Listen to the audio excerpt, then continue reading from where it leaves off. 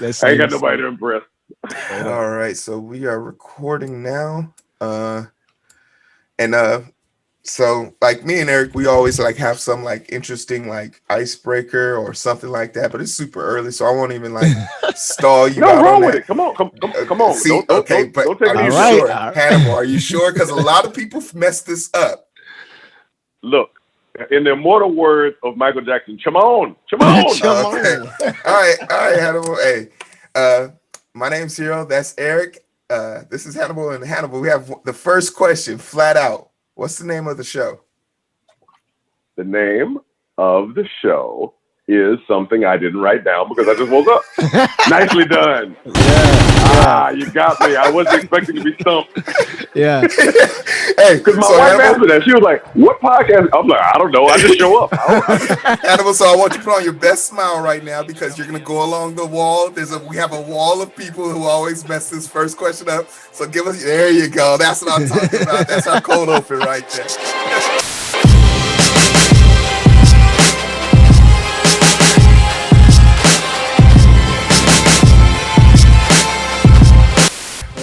Welcome to another episode of the Identity Booth, the first interview of the year. Let's just give a slow clap for each other, man.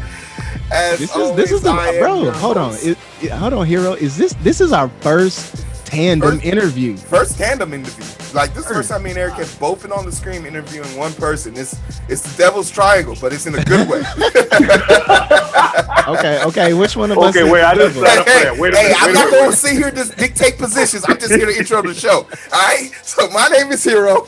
That's Eric E.T. Facts, and we have the ultra famous Hannibal. We have a celebrity in the house, y'all, and I'm gonna let him deep dive into what he is, who he is, and what he's all about. Hannibal, please take the floor. I think celebrity may be a little bit much, but I do a little. I know a thing or two about a thing or two. My name is Hannibal Tabu. I am the head comics reviewer for BleedingCool.com. I am also the writer of MPLS Sound for Humanoids Publishing, which is coming out in April 2021. I've done a number of books with Wonderman Comics, including the new War Medicine #1 coming out in February.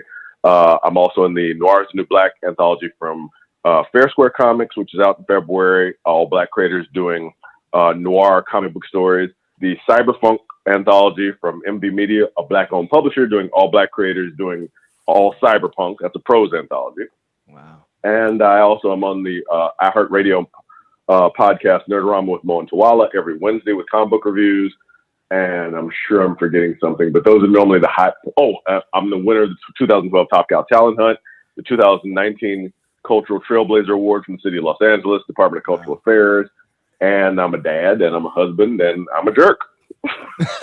And all of his information will be scattered below in the description. So if there's anything there that you're like, oh my God, I missed it, don't worry, we got you covered. You can head down into the description. All his connections and all his links will be down there. But thank you so much for joining us this bright early Saturday morning. We know there's a time difference here, so we greatly appreciate you, stretching it out and hanging out with us for a little bit. Eric, how you doing, man? Man, I'm good. So it's 10:08 where I'm at. So I'm awake. I've been up since 4 a.m. So I'm good to go. I didn't go to bed till about 4 a.m. So like I feel you. But today's topic and what we really wanted to just like dive into is sort of like, as a person I'm an amateur comic book writer and artist, and like, it's always been a passion of mine. I do this with the sole goal of just being like, I want the first story I read to my children to be a book I wrote. Like too often it's Dr. Sue or something, which is, hey, no beef to the Cat in the Hat, whatever your beef is. But for me, he was actually super racist. Yeah, he is super like sus, but yeah. I just had that vision of, hey, I want my kids to read a story about them, about me, to them. So it's just always been a passion project for me. And it wasn't up until last year where I decided, okay, I'm going to put this story out, just see what, and to just get the overwhelming support. Like, wow, when are you going to finish? I was like, finish. This is just something I wanted to do. So as a person, as you can tell, I grew up in the comic book world. Me and Eric are both nerds, blurs of the like. Yeah, blurs. I mean, we just love the It's a industry. fun Like word. Eric, Blurred. Eric, you can speak to your passions in the comic book world. Like, what would be your memory lane for comic book land? Oh man, so I was a Nintendo Sega kid, and my favorite.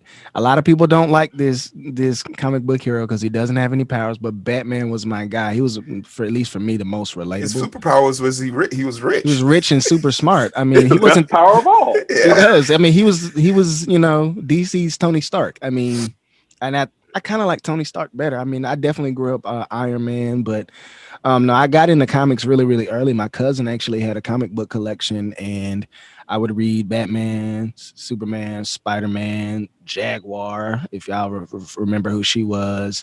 Kind of got like 2006, 2007, started kind of getting to the history of Black superheroes, and was, super surprised when I was a teenager. Static Shock was my guy.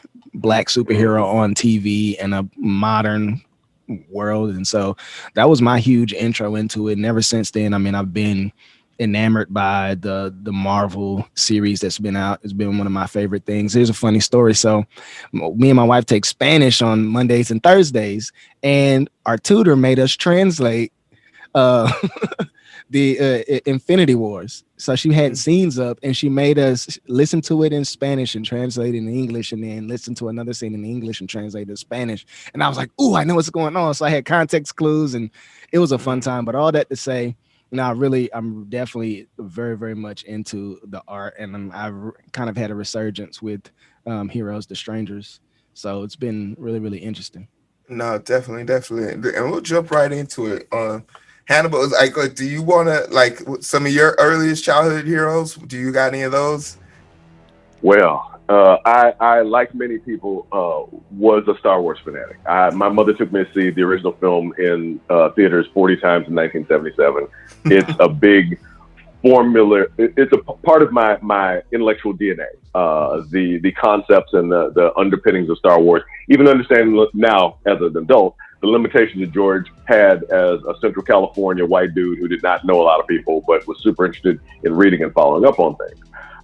For comics specifically, my first big memory was because my mom would take me to the drugstore and I'd be able to pick up books or whatever, and I'd pick up things. But the first thing that really left an impression on me was Legion of Superheroes, The Great Darkness Saga, where Darkseid took the planet of Daxam from a red sun system and moved it to a yellow sun system. And then he had all the people on the planet fly into space and aim their heat vision at their own planet to carve it into his head.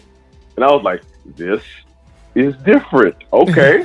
Okay, we on some whole other stuff right now. Okay.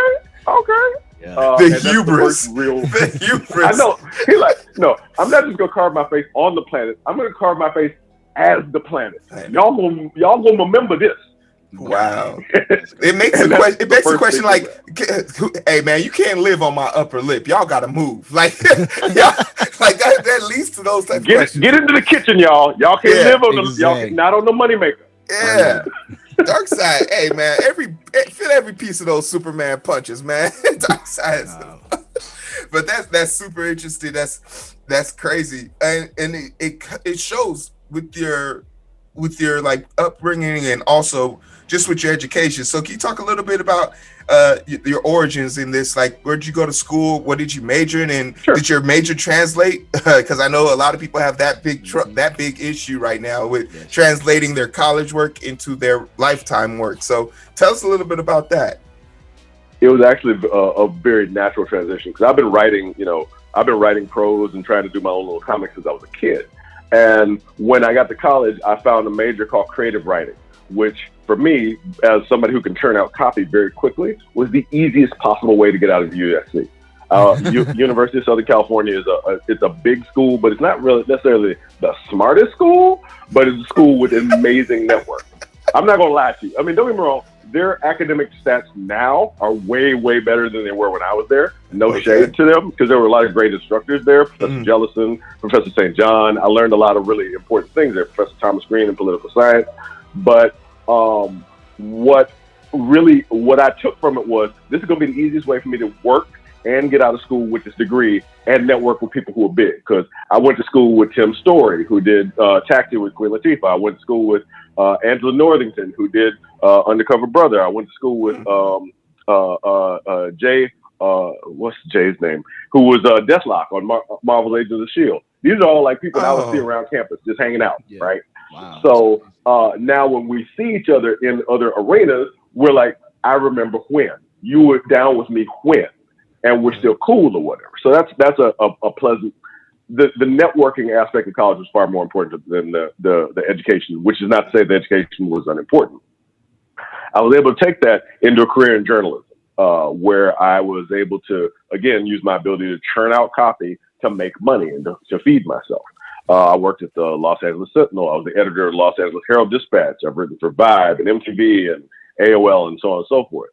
So when I got into comics, I was working as a project manager at .com. And I had hired this guy as an editor named Eric Stevenson. He's now the publisher of Image Comics, but at the time, he was just a guy looking for a job. And he's like, I can't turn out all this copy on myself. I see that you used to write a bunch of reviews. Would you write reviews for comic books? I'm like, I don't have to do that, Eric. They pay me for bigger stuff than that. He's like, I know, but could you just help me out? I'm like, fine, whatever. And now 20 some odd years later, I'm still reviewing comics. So that led me into a public place because Eric was like, you want people to know your name. And they did. So, you know, Matt Hawkins and Top Cow and other people were able to see my name and recognize my name and recognize I had something going on. That led me into being able to write comics, win the Top Cow Talent Hunt. And it's all been kind of a natural progression since then. Now, I will say there are people who write comics full time, and they do a lot of stuff. I do not write comics full time. I write comics part time. It's a side hustle, but it's a 5-figure side hustle for me. So it's fine. I'm paying the rent with the real money, and I'm doing what I got to do on the side with the comics.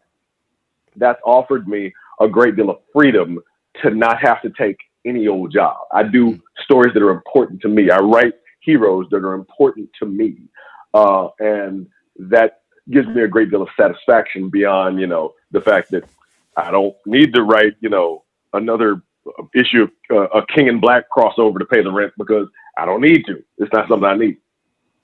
Perfect. Wow, that's so amazing just to hear like the crossfits and just something you touched on in there that I think me and Eric both like harp on. The experience of college has to be more than the piece of paper you get at the end. It has to be a connection. There has to be some ties to it. Like my college friends are people I play video games with every night, but it's also the same group of people I have book club with and financial literacy classes with. So it's so important about that. I mean, Eric,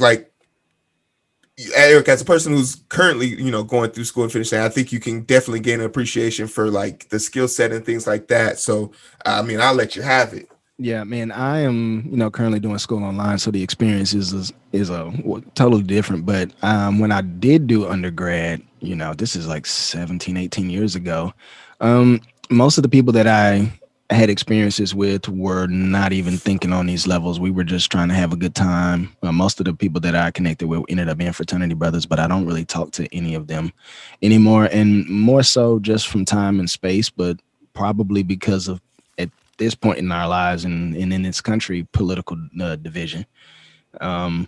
That's the main reason why I don't connect with them anymore. But it's awesome to hear that you have sustained your college relationships and these are significant relationships and you guys relate to each other and you guys have seen each other, excel professionally. And for me, that's super exciting to hear because again, this is not something that's talked about a lot, especially from Black people. You don't hear about the importance of, communication skills. Again, you being a journalism major, you have the ability to get a point across in a written form and now in a pictorial form, which is something that I feel like is hindering a lot of people.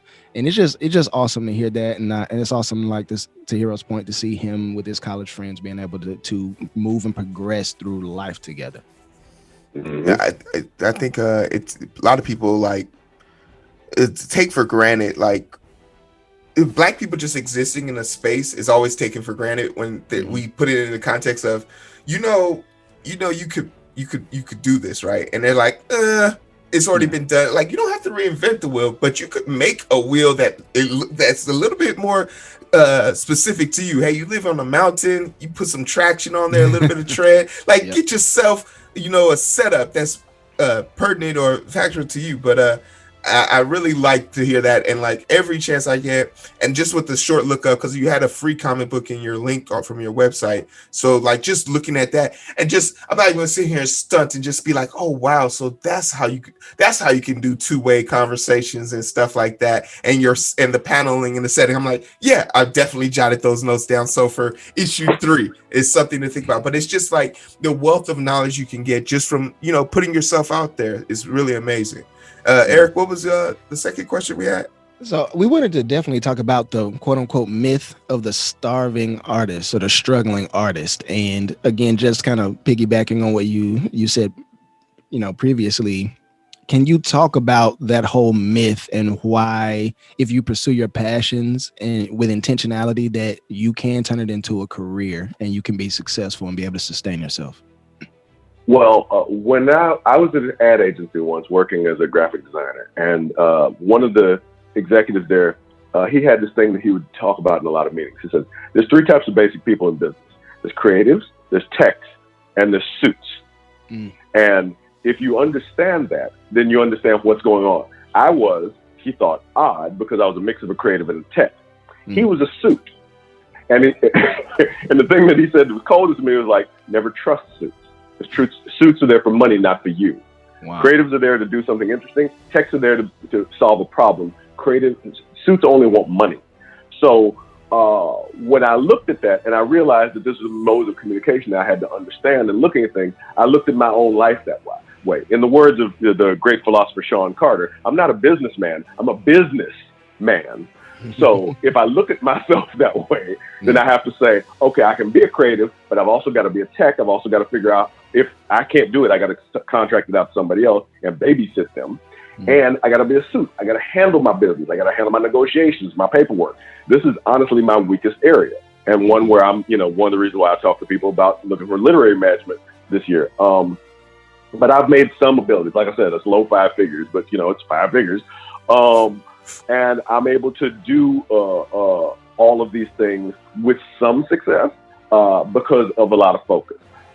This comes from, growing up in Memphis and understanding you can do whatever you want as long as the bills are paid. Yep. So I got myself a job where I'm really good at it, and it doesn't really ask a lot of me intellectually because I've been doing websites for more than 20 years now. So I'm able to manage the process and keep it time boxed to the time that they need me. So the rest of my life is free to create, and it's supported financially by the life that I have here. Most of the writers that I know who have really got stuff going on, like for example, I know this guy, John Layman. He has a book at Image called Chew, and he did some other things. He wrote a number of video games, and writing one video game paid for his house. Wow. Doing that, making sure that you're available for other opportunities, which is both a combination of networking, like we talked about before, and access, making sure that you are in a place where you can get access, which for a lot of people in the middle of the country, for example, is difficult. That's why the convention circuit was so important before we're all stuck at home with this stupid pandemic. You have to really be able to put yourself out there. And for a lot of people who are in economic challenges as artists, they only have the creative mindset. I can draw, I can write, I can crank out this stuff, but it's not going to be enough. Yeah. So either A, they have to figure a way to expand themselves, which I realize is a privilege for a lot of people. Everybody doesn't have the ability to do so. Yeah. Or B, they have to partner. They have to organize. My mother was in the Black Panther Party in Chicago in the 70s. Oh, yeah. And when doing so, when you work with other people, you can do more than you can do on your own. Yeah. So I know, for example, I can't draw. So I found this cat, Quinn McGowan, who lived in Memphis just like me, who wanted to do stuff just like me. And we formed a team based on what we call sweat equity. Both of us put in, both of us get out. Yes. And now he's working on things I can't even talk about that he's making more money at. Yeah. But that is way different from when I met him, and he was a tattoo artist.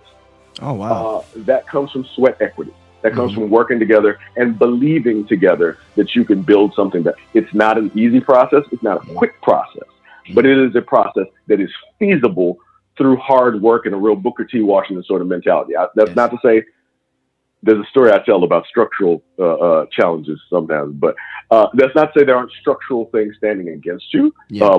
And this is for white people. One of the most talented artists I knew was a guy named Zach Dolan, a white dude who was better than half the people on the stands and couldn't get nobody to talk to him. Wow. There's structures, and the structures are difficult to break into. That doesn't mean they're impossible to break into.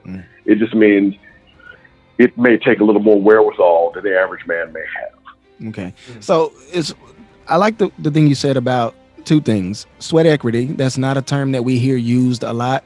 I've only heard you and one other person the last 2 years use that term. And so I do want to touch on that. But before we get there, can you talk about access? Because one thing I notice about people in general, especially creative people, and even us, just as Black men, the building relationships and the gaining of access. Can you talk a little bit about how you gained access into this profession and into some of the more close-knit circles? Absolutely. It really is, because, and here's the thing that people don't really understand about entertainment as a business. Every product that you see on the stands, on the screen or whatever, is a gamble. Somebody says, I'm willing to bet that this will make money, and they're willing to put their resources in it to back that bet. Most of those bets don't pay off. They just don't. And that's the nature of the business. But when it pays off, you get Star Wars. When it pays off, you get the Avengers. When it pays off grandiose. Yeah. But there's a huge scale of success in there. So in terms of access, like I said, meeting Eric Stevenson was one of the most important aspects in guiding me in this direction. And that came because I was really good at what I did. And I moved the company I was at, which was called eHobbies at the time. I advised them to buy a company that sold comic books because I thought that was a hobby that people would get into. They bought eHobbies. It was very profitable for them, not enough to offset the other losses that they were having, but it is what it is. And I met Eric, and Eric knew everybody. Eric, on the first time I went to Comic-Con, introduced me to Grant Morrison on the floor of Comic-Con. And Grant Morrison pulls out a pocket full of pills and says, hey, you want some? And they're falling all over the floor. And I'm like, no, thanks, I'm good. And he puts them in his pocket. And Eric's like, watch this. Watch me get Grant wound up. Hey, Grant, what do you think of Alan Moore? And he spins. He's like, Alan Moore? He's short. He's complete. I mean, he starts like flipping out on the middle of the floor on a Friday on Comic-Con, right? And I'm like, these white folk is crazy. But I can work with that. I can work with that. Yeah. So I never compromise who I am as a Black person, but I never compromise who I am as a professional either. So when people see me, they're like, oh yeah, Hannibal's kind of rough edge, but look at the work he churns out. Look at how he does this. And if I need something, Eric, when he needed reviews, for example, he was thinking I was going to turn out 3 a week. I started turning out 15 a week. He's like, oh shoot, I'm good now, you know? Yeah. And that makes him look at me in a different light. So Eric recommended me to Jonah Weiland, who owned a site called Comic Book Resources, for a job. And Jonah hired me because somebody ditched him. Wow. I started the job for Jonah. I underpromised and overproduced. Mm-hmm. So whenever Jonah looked for 2 things, there were 4 things there. He was like, oh snap, okay. So when Jonah needed something, he would call me. Mm-hmm. And that building a reputation that way expanded my ability to access. So now I can reach out for Mike Avon Weming and say, hey, could you say something about this or whatever? I could do things because the access that was provided to me. I recognize the privilege here because, again, my artist, Quinn McGowan, who's in Memphis, doesn't have the same kind of access. At least he didn't at first. Mm-hmm. But what he did was he connected with people on a genuine level. And now, I can't say some of the people he's talking to, but he's working with a lot bigger names than me when he started because he was consistent with his work ethic. He was consistent with his work product, and he was consistent with making sure that people didn't see him as just somebody who was trying to take something. Whenever he came, he brought something to the table. Wow. He says, here's what I can offer as well to help you with what you have going on. That's powerful, man. These are such powerful little nuggets you're dropping right now that the people on the podcast need to see. Thanks so much for sharing that. Yes, sir. it's so crazy because I sit here and think about like how many times like Eric has told me like why haven't you done with this the comic book and done with this, and I always like I try to remember, I love my shit. But it is like it's my shit, and I love it. Like, and it wasn't until like Eric was the person who kind of pushed me to like just throw it out there, man. The story, you clearly put a lot of thought into the story, and it was when I got back, and I've gotten a few gigs, done a few logos now for people who have seen my work, and they're like, "Oh, can you do our art cover? Like, that's literally that's the cover of my issue 1 right there behind me." So like, it looks good. I appreciate it, and it's just like people really don't understand the wealth of depth they have. And like just hearing you talk about how access is really about opportunity. Like so many people like fly out to Cali to fall into their dreams. And it's like, that's such a brave stance. Like people will laugh at them and be like, they'll be back in 6 months. You're a coward because you never went. Yes. The balls you have. Let's also be fair. And there's another quote I use all the time from Rascat. It says, the diameter of your knowledge is the circumference of your activity. So if, for example, most of the people I went to high school with or went to school with in Memphis, if all they knew was Memphis, if they never got bigger than Memphis, if that's what they looked at, then they're going to say, I don't believe it. I don't believe this can happen. Yeah. And in the words of Yoda, that is why you fail. To have that kind of perspective is both bravery and a privilege. Yeah. Because everybody can't move. People ask, why don't people in Flint, Michigan move? They can't. They broke. Yes. Where they gonna move to? Yes. Everybody doesn't have the same access. Everybody doesn't have the same privilege. But Arthur Ashe said, start where you are, do what you can, work with what you have. Yes. And you can build from anywhere where you are. Wow. Okay. Man. So many nuggets here. So many nuggets here. Wow. This is like a motivational speech right here. It is a motivational speech. I'm like, I'm all jacked up on Mountain Dew right now. This is good. Come through. And I guess then, and you kind of spoke a little bit about it, but then I always like to hear these defining moments. Like, what was the moment in your life where you were like, okay, this is it for me? And I think you spoke a little bit about it, but like, can you talk about that self-realization? Like, man, I can do this, and not only can I do this because I believe so, people around me believe as well. Like, you turn believers out of nobodies. Like, do you have a specific moment like that? I do. I don't remember which WonderCon this was, but I was on a panel at WonderCon, and I was just doing basically the same stuff you see me doing here, just my pretty much basic shtick. My wife is saying she could literally like do my shtick for me because she's heard so many things.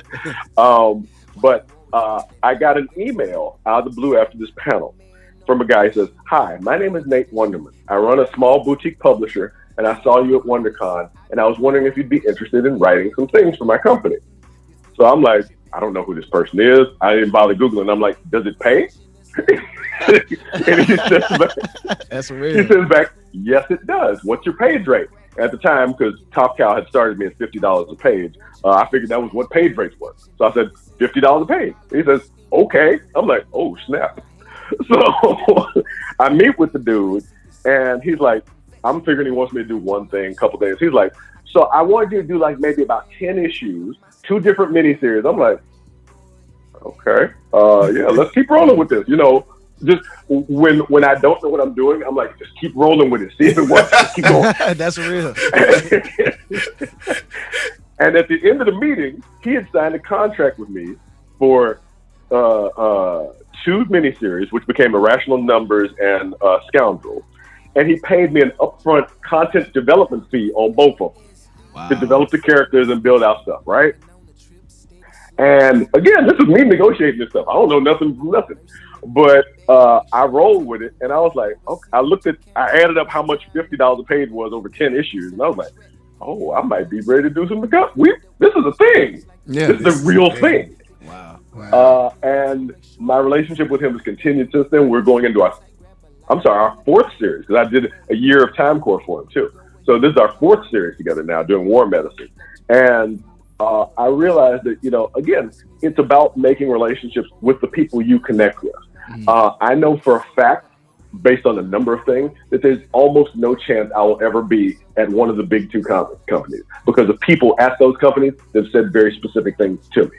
I can't say which one because I'm trying to be nice, even though I've accidentally slipped and said it like 19 times. No, man, don't be nice. No, don't be nice.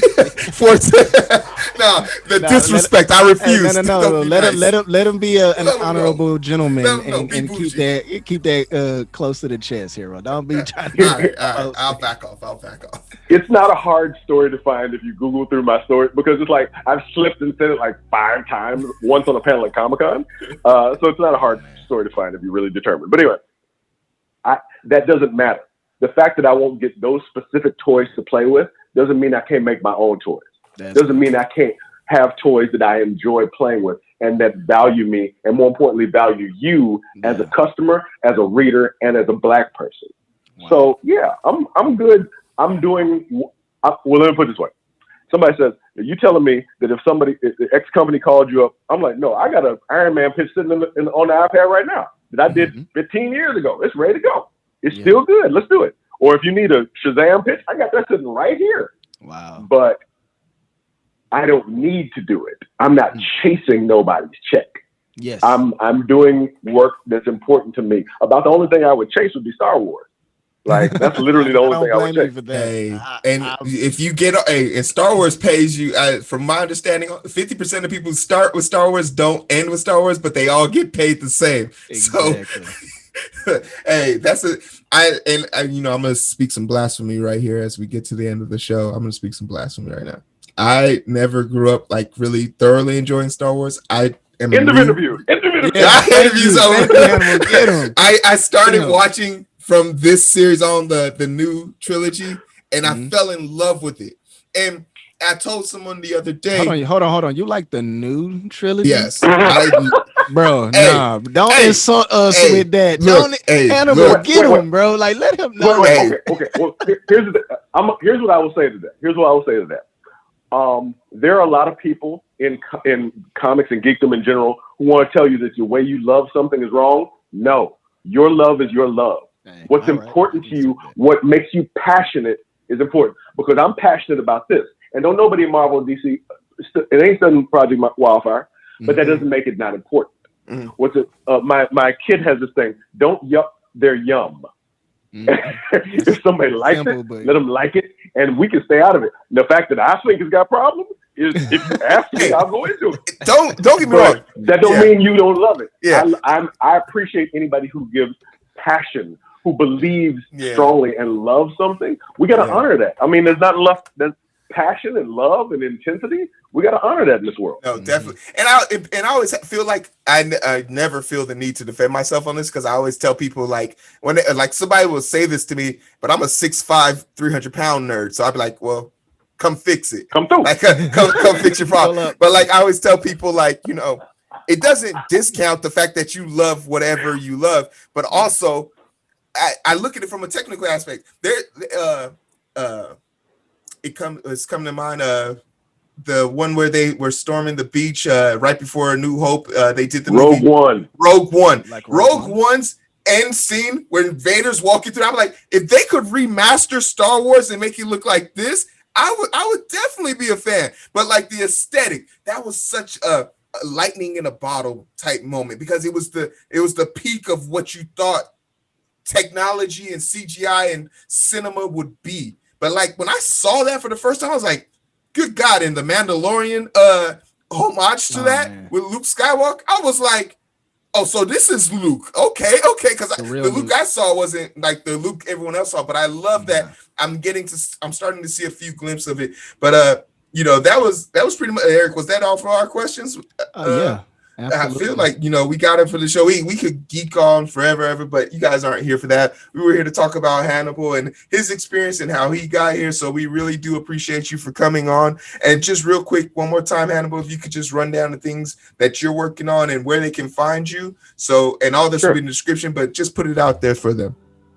No problem. You can find me on social media using @Hannibal Tabu, HANNI, B as in bounce, AL, T as in tough, A, B as in bounce, U. That's on Twitter, Instagram, Tumblr, Facebook, the back of the Hoss playset from 1983, and everywhere that you want to be.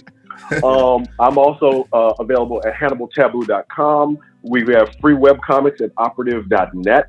My reviews are on Bleeding Cool every week, and I'm on the iHeartRadio podcast Nerdorama with Mo and Tawala every Wednesday morning, I believe it is. And I've got, like I said, 4 books coming out in the next few months. War Medicine #1 from Wonderment Comics, Noir is the New Black from Fair Square Comics, Cyberpunk from MV Media, I don't want to get that wrong, and MPLS Sound from Humanoids in April. Wow. Definitely. Awesome. And Eric, where can they find us? I mean, they can find us right here on YouTube. Just go down there and swim in the comment section, hit the subscribe button and the notification bell. And then after you do that, immediately go over to Hannibal's social media platforms, hit the follow, hit the like, hit the sub, drop some comments down, leave some honest reviews of his artwork, and man, let him know what you think, man. We don't run into black comic artists every day, so let's uplift them and support them. No, definitely. Thank you. Hey, you guys take care of yourselves. We'll be back with some more episodes. Check out the live stream. We go live once a week and all those good things. And if you don't like looking at our faces, but you find our voices to be soothing, get on that Barry White level. Spotify. Oh, yeah. Hey, Spotify, iTunes, they paying us a check now. I don't know what we did to it's deserve pennies, it. but we'll take it. Hey, we'll take it, goddammit. So we appreciate you guys. Start where you are. You guys. Yes. Take care of yourselves. Bye. It's so early. I know. But we got one more to do if you got some time. I'm with you. Perfect. That was first one. That was awesome. Don't care who's wrong or right. I hope the end is sight. Slow it down and we can catch the vibes.